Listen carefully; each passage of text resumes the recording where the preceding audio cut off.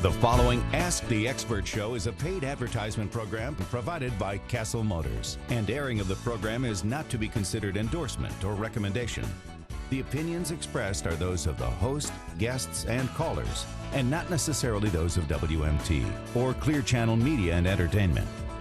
Well, good morning and welcome to Ask the Expert on 600 WMT, Ask the Car Geek. It's the Car Geek half hour. We don't use that E word. Okay. The E word? Expert. Expert. Yeah, well, you are. I don't like that word. Well, a nice lady called you the brilliant Jay Cassill once, you know. I know. But no, I don't like the word expert. But the Car Geek. We're Car going to Geek, do huh? Wednesday Car Geek time. That's right. So now if you have a car problem and would like to talk to Jay Cassill, this is your opportunity. 365-0600, 1-800-332-5401, star 600 on your U.S. cellular phone.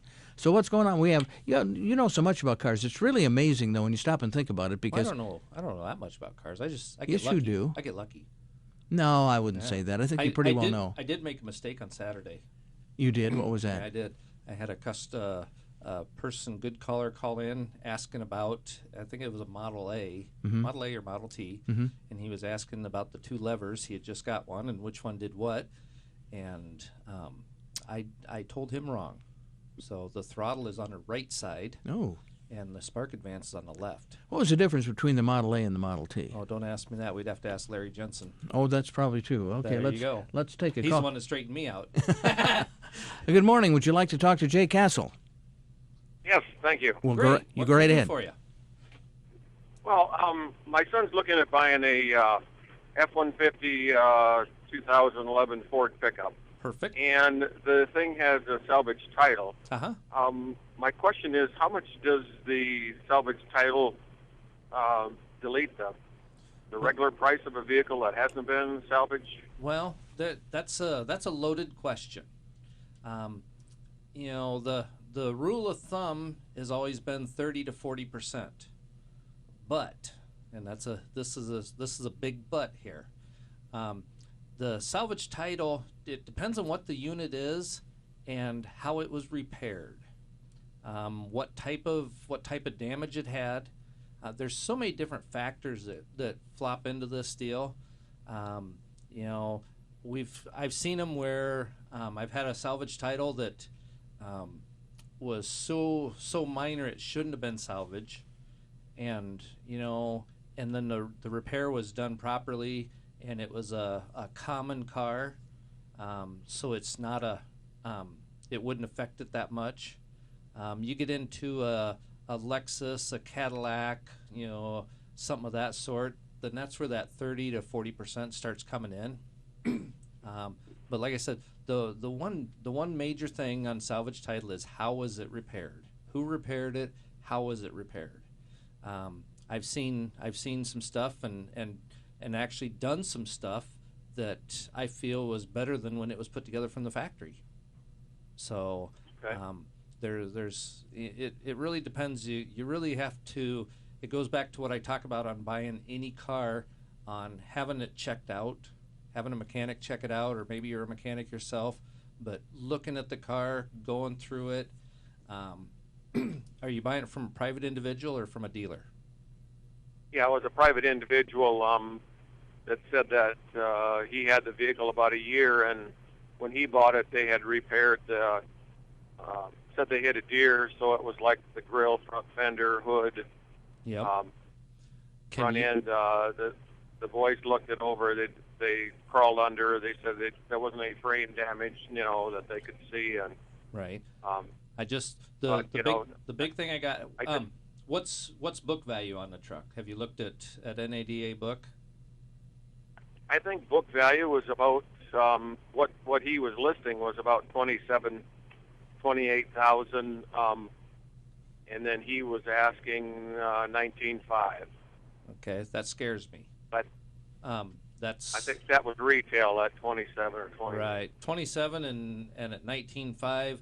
That tells me that maybe it was wrecked worse than what he's telling you. Should it be 27,000? No. That truck should be somewhere in a 22, even with the salvage title, probably. I mean, depending on what it is, I'd have to look at it and see for sure on it.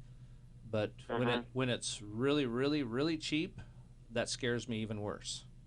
Okay? Yeah. Because the thing you run into, buying from a private individual, it's buyer beware. It's as is. If you get it home and you find out it had more damage down the road, there's absolutely nothing anybody can do. Tom Riley, and the best attorneys in town, there's absolutely nothing you can do when you're buying from a private individual. And the thing I got is there's a lot of guys out there fixing cars, and a private individual, and they're telling you, hey, yeah, it just hit a deer. I heard one from a guy that I knew that, yeah, it just hit a fence post. And, well, you know what? Why do you have to take the motor out of it and put a new cradle in it, and all the heater controls or the heater box was busted in the cowl if it just hit a fence post? You know, it's like, come on. The private individual, I hate to say it, that are doing those, half of them are not honest at all. So I really strongly make sure you know exactly what you're buying, checking it over very, very thoroughly. So, okay. And is the truck local? Are you local with it? And where are you calling from? I'm up by Waterloo, but the truck's in Vinton. Okay, I'd be more than happy if you wanted to get it. I'll give you an unbiased opinion on it. If you want to bring it down, I'll go through the vehicle and look at the vehicle with you. And if I think it's a good one, I'm going to tell you to buy it. I guess another question. Do you have anything like that on your lot? Well, did you say is extended cab or crew cab or what? Yeah, it's a crew cab. I have about 3 or 4 of them on the lot right now too. But this truck we should look at this truck a little closer. And like I said, I'd be more than happy. I won't charge anything for it. I'll go over the truck with you for sure myself, and we'll look at it. And if it's a good buy, I'm gonna tell you to buy it. Okay. Okay. So thanks for your information. Yeah, give me a holler at the dealership and set up a time, and I'd be more than happy to look out for you. All right, thank you very much. No problem. Thank you. And you know what? We've come to our first break. Oh, gee whiz! Yes. So, Jay Cassill is here this morning. Yep. Jay, where do they find Cassill Motors? Where are you located? We're on the corner of 16th Avenue and Williams Boulevard, right next to the great big beautiful Tysons on the west side. Mm-hmm. And 396-2698. That'll get you through to whoever you want to talk to. All right. Jay Cassill, the brilliant Jay Cassill. There you go. No. Anyway, if you'd like to talk to him this morning, we have room for another call or two when we come back from the break. 6 or 8. I wish. Come on. 365-0600, 800-332-5401, star 600 on your U.S. cellular phone. We'll be back in just a few moments. Welcome back. It's Ask the Expert or the Car Geek Half Hour, whatever you want. Yeah, something like that. Ask the Geek. Ask the Geek. Jay Cassill is here this morning. We have some folks who want to talk to you, Jay. Let's go to Dan. Hi, Dan. Do you have a question? Yeah, I'm just wanted to say, Jay, I enjoy your show, and I really enjoy listening to your advice. I've got a 2002 Buick with a 3800. Excellent motor. Yep. Owned it for about a year and a half, and I just, whenever I get something, I usually try to go through it. I change the plugs and the wires, the fuel filter and the air filter, and that's good. What it does, it'll die on me occasionally when I'm coasting to a stop sign or a stoplight. Okay. And I was just wondering if I've looked online, and the only other thing I can come up with is either fuel pump, or I'm not getting enough fuel pressure when it's idling.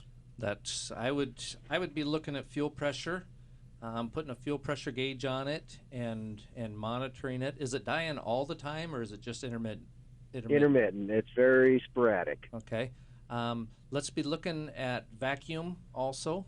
See if we're having a vacuum leak. Let's be looking, because of age, at vacuum lines, maybe on one of the elbows, some crackage that maybe it's starting to suck a little vacuum here and there. Okay. And again, I always like to look at throttle body for cleanliness. That can make it die when we're coming down to an idle. Make sure our throttle body's nice and clean. I did clean that out, and I had looked online, and I did put a new mass airflow sensor on just to see if that would make a difference, and it hasn't changed at all. Okay, no problem. I'd be looking at vacuum there and checking my fuel pressure. Those did have some fuel pressure regulator issues, so that's probably where I would start at first. Okay, well, thank you for the advice. No problem. Thanks for calling in. Thank you. Alrighty, bye. Thanks Bye. now. All right. Okay, we don't have a call screener today, so I'm screening. you're screening. I'm screening. There we go. Not very well, though. Hi, Richard. How are you? Good morning. I'm doing fine, thanks. Great. I'd like to tell Jay that I enjoy his show, too, and to listen to his can. We appreciate it. First of all, I've got a 2001 Ford F-150. Yeah. It's got the 4.6 liter in it.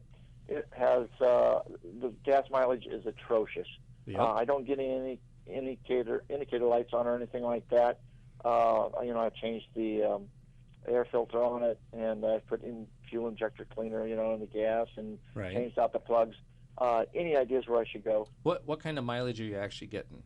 Probably less than 10. Okay. First off, I'd like you to check it and have a hardcore number, knowing where we're at for sure. Okay. What type of driving do you do? Mostly in town. Okay. I tell you, if you're getting that 10 to 12 in town, that's probably not abnormal for that. That's about what it's supposed to be Yep. then, huh? Because that truck will probably only get 14 to maybe stretching at 16 on the highway if you were jumping in it and going to Omaha type of deal. Okay. No, So- I didn't realize that. Yeah, okay. they weren't I mean- they weren't the greatest. You look at these new ones. I just had a 2012 that went to Florida and back, and averaged 13 miles a gallon. Oh, my God. Yeah. What a fun trip, huh? Yeah. Yeah, 200 every 45 minutes. 260 Oh, my God. gallons of fuel to go to Florida and back. Yeah. Yeah. Okay, But, well, then I guess it's but pretty that's- normal. yeah, I that- just thought that I could get, closer to 15, but Not if that you're just doesn't sound not if reasonable, huh? Nah, not if you're just in town driving. You're gonna be in that 10 to 12 in town. Is probably pretty close. Okay. So, Well, okay. I'll probably be out next spring to get a car from you, so Sounds good. I thought that I would just ask you about this. And that first guy called in about his Ford F-150. Yeah. I thought he said it was a 2001. I must have misunderstood. No, I think he said it was a 2011. Must have been 11. Okay, Yep. I was wondering, where's this guy getting $19,000 Yep. for a 2001? Nope, But, it was 2011. So Yeah. Hey, thanks a lot. no Appreciate problem. your time. Thank you. Thank you.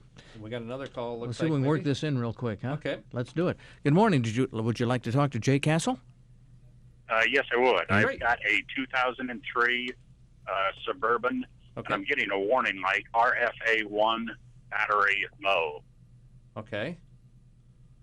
The battery low. Have you Yeah, have you checked your battery? battery, the auto battery, or Are you is yours a hybrid? no, Okay. it's a 2003 Suburban. Okay. I would be looking. We need to test the battery and see what we have. Apparently, the computer's seeing that you may have a dead cell that's creating a problem, that it's not giving it its whole 12 volts that it's needing. So I would definitely be look at your connections, make sure you don't have a bunch of corrosion around them. But then I would be testing the battery, and let's see what we have. So Okay, okay. simple enough. Thank you. Yeah, simple enough. Sounds good. Thanks for the call. Appreciate that very much.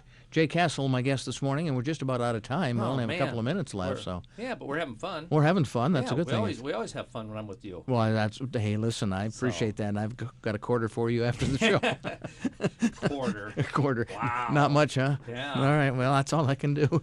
Anyway, it's. But tell me what's going on at Cassill Motors. There's so much going on at Cassill Motors. It's unbelievable. We talked about on Saturday, my new service manager, Jim Kraus. The stuff he has going on is just phenomenal. It's unbelievable. He's the service writers to technicians. He's hired a couple extra technicians just because he's needed them with the extra workload that they've done. He's very, very fussy on what he's hiring for technicians, and it's unbelible. It's so cool. It's so fun to go out in the shop. So and then the hours they're just great, aren't they? The Jim's got hours. They're 7 in the morning till 9 at night, Monday through Thursday, 7 till 6 on Friday, and then 8 to 5. It's 8 to 5 on Saturdays. My goodness. And our sales office is open the same hours, except they sleep in an hour. 1 hour difference. Huh? Yep. They get to come in at 8 o'clock. Greg Greg can't get up quite as early as Jim does. I see. That makes a difference, doesn't it? But lots of neat stuff. Our inventory changes daily. We talked about last show, as always.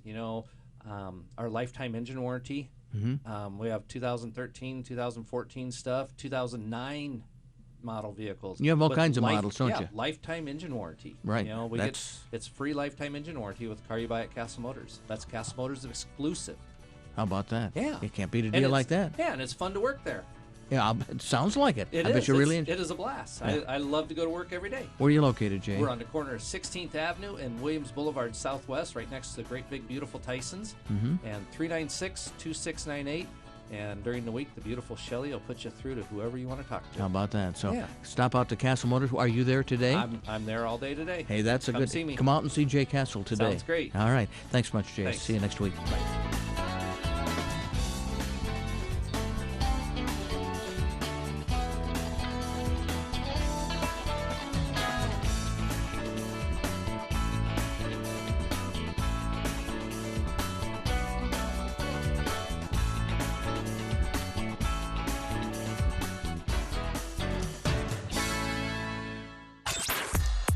The preceding Ask the Expert infomercial program has been a paid presentation brought to you by Cassill Motors.